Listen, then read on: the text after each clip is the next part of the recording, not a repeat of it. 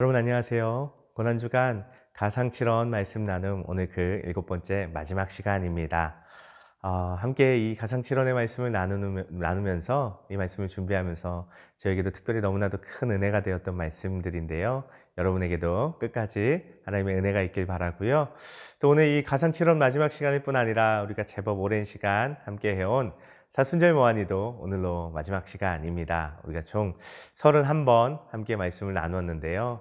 사실 무언가를 규칙적으로 이렇게 계속해서 한다는 것이 쉽지 않았을 텐데 함께 해준 우리 청년들 감사하고요.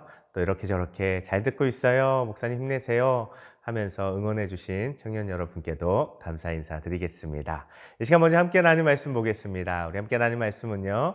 누가복음 23장 44절에서 46절의 말씀입니다. 누가복음 23장 44절에서 46절 말씀 제가 읽어보겠습니다. 때가 제6시쯤 되어 해가 빛을 잃고 온 땅에 어둠이 임하여 제9시까지 계속하며 성소의 휘장이 한가운데가 찢어지더라. 예수께서 큰 소리로 불러 이르시되 아버지 내 영혼을 아버지 손에 부탁하나이다 하고 이 말씀을 하신 후 숨지시니라. 아멘. 오늘 읽은 이 말씀에는 예수님의 십자가에서의 마지막 7번째 말씀이 기록되어 있습니다. 또 그와 함께 어떤 한 사건에 대해서 이 말씀이 담고 있는데요. 그것은 바로 이것이죠. 우리가 지난번에도 이 말씀에 대해서 좀 살펴본 것 같은데 제6시 다시 말해서 12시 정오가 되었을 때 온 땅에 어둠이 임하게 됩니다. 해가 빛을 잃고 온 땅에 어둠이 임하여 라고 되어 있는데 이것이 제9시 다시 말해서 오후 3시 무렵 예수님께서 숨지실 때까지 계속되었다라는 것입니다. 이것은요 2가지 의미를 담고 있다고 저는 생각을 합니다. 첫 번째는 이 어둠은 특별히 구약의 예언서들에서 예언된 바와 같이 하나님의 심판에 대한 상징입니다. 다시 말해서 예수님이 지금 십자가에 못 박히시고 피 흘리시고 죽어가시는 이 모습은 죄인들에 대한 하나님의 진노와 심판의 사건 그 모습이다라는 것을 보여주는 것입니다. 또 한 가지는요. 우리 인간의 타락으로 말미암아서 온 세상이 어려움을 겪고 온 세상도 우리 인간과 함께 하나님의 징계와 심판 가운데 임하게 되었습니다. 그래서 온 피조 세계도 하나님의 구원을 기다리고 있는데요. 지금 그 구원의 역사가 이루어지는 것을 바라보면서 온 세상도 침묵하고 있는 것입니다. 또한 하나님께서도 당신의 아들을 인간의 구원을 위해서 온 세상의 구원을 위해서 십자가에 버리시고 못 박으시지만 그런 하나님의 슬픔과 안타까운 마음이 담겨 있는 것이 바로 이 온 땅에 임한 어둠이다라고 이해할 수 있는 것입니다. 그렇게 온 땅에 어둠이 임하고 이제 하나님의 진노의 심판이 예수님께 쏟아져 이루어질 때 예수님께서 오늘 이 말씀을 고백하십니다. 이 말씀을 고백하시고 예수님이 숨지시는 것이죠. 그런데 그때 순서적으로는 앞에 기록되어 있지만 동시적인 사건으로 한 사건이 일어납니다. 그것은 성소의 휘장이 한가운데가 찢어버려지는 것입니다. 찢어지게 되는 것입니다. 그런데 이 성소 휘장이요, 유대인들의 기록에 의하면 얼마나 튼튼했냐면 양쪽에 황소를 묶어놓고 황소에게 채찍질을 하면서 찢어보도록 하는데도 안 찢어지는 것이 이 성소의 휘장이었다고 합니다. 그만큼 단단한 것이었습니다.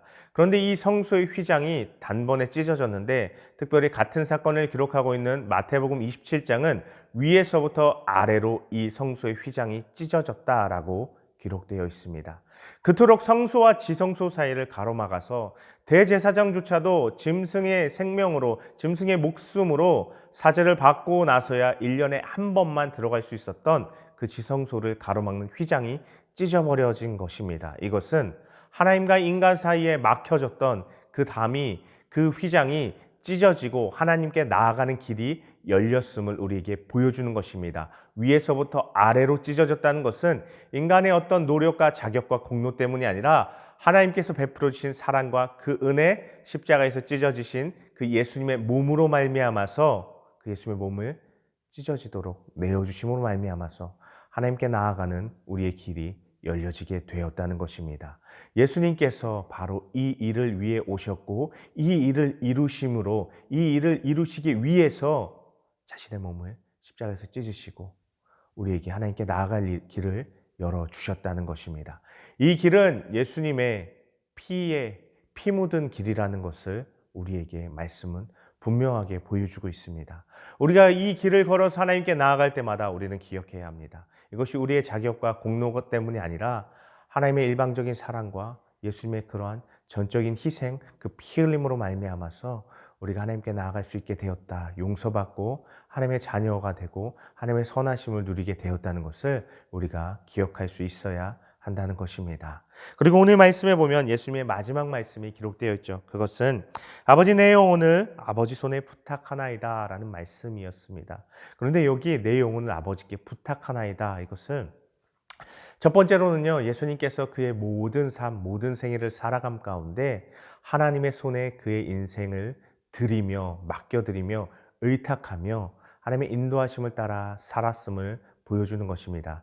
그것과 같이 그 인생의 마지막 그 시간도 하나님을 의지함으로 하나님께 드림으로 살아가는 모습을 보여주고 계신 것입니다. 우리도 이 땅 가운데 삶을 하나님을 의지함으로 하나님께 우리의 삶을 드려 의탁함으로 하나님 내 삶을 다스려 주시옵소서라는 그러한 마음으로 그러한 태도로 우리가 살아감으로 하나님께서 우리를 붙드시고 인도하시는 것을 경험하실 수 있게 되기를 바랍니다. 그런데 여기 이 부탁하나이다라는 이 단어는요, 옆에라는 의미와 두다라는 의미로 이루어진 두 단어가 만나서 두 단어로 이루어진 한 단어의 의미입니다. 다시 말해서 옆에 두다라는 의미인 것이죠. 하나님 내 영혼을 하나님 곁에 두어 주십시오라고 기도하는 이 예수님의 기도였던 것입니다. 이것은요, 당시 예수님뿐만 아니라 사실 유대인들이 임종할 때 하나님께 드리는 기도이기도 했습니다. 그런데 예수님께서 이 말씀, 하나님 나의 영혼을 하나님 곁에 두어 주십시오 하는 이 고백은 내가 이 땅 가운데 삶뿐만 아니라 이후의 삶, 죽음 이후의 그 영원한 삶 또한 하나님께 맡겨드립니다. 의탁합니다. 죽음과 그것을 넘어선 모든 나의 영원한 삶을 하나님께 의탁합니다 라고 고백하는 하나님의 고백이었다는 것입니다. 이것이 예수님께서 우리에게 던지는 메시지가 크고 강력하다고 저는 믿습니다. 우리가 이 땅을 살아간 뿐만 아니라 죽음을 통과할 때 죽음 이후의 삶을 하나님께, 그 모든 것까지도 하나님께 맡겨드리고 의탁할 수 있어야 한다는 것입니다. 이것이 우리가 흔히 얘기하는 천국에 대한 우리의 믿음이고 영원한 삶에 대한 우리의 믿음이라는 것입니다. 예수님께서 먼저 그것을 우리에게 보여주신 것입니다. 죽음까지도 하나님께 의탁하는 그 모습인 것입니다.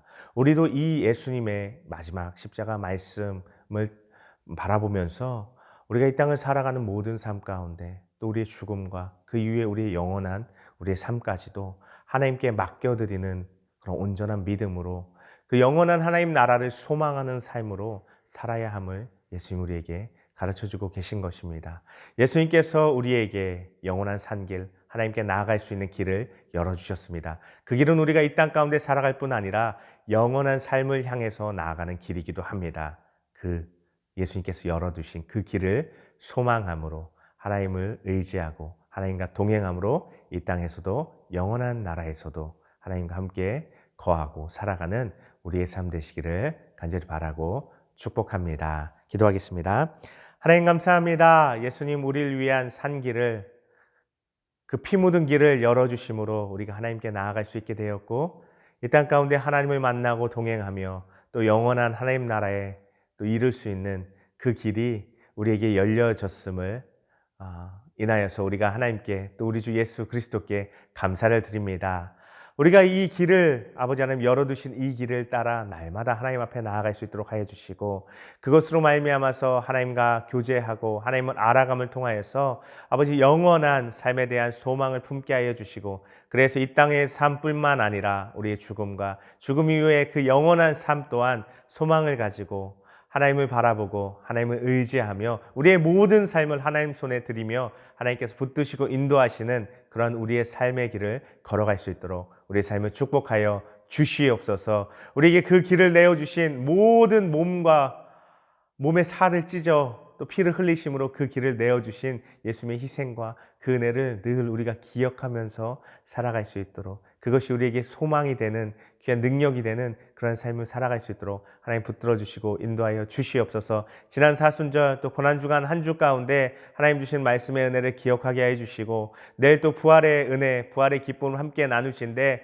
하나님 십자가와 부활의 분명한 믿음과 신앙을 우리 마음속에 품고 우리가 하나님을 더 가까이 하며 하나님과의 친밀함으로 이 세상을 살아가고 승리할 수 있도록 하나님 우리에게 은혜와 능력과 영광을 베풀어 주시옵소서. 하나님 또한 부활의 그 능력으로 말미암아서 이 땅의 코로나의 질병도 속히 하나님 치유하시고 회복하실 줄로 믿습니다. 하나님께 소망을 두며 하나님 우리의 모든 어려움과 지금 현재 당한 이런 고난을 하나님께 의탁하며 또 의지하며 하나님의 도우심을 구하며 하나님의 역사하심을 경험할 수 있는 우리의 삶 될 수 있도록 하나님 축복하여 주시옵소서. 이 모든 시간 함께해 주심에 감사드리며 내일 또 부활주일 예배 가운데도 넘치는 은혜로 함께해 주시고 역사하여 주시옵소서. 예수님의 이름으로 기도드립니다. 아멘.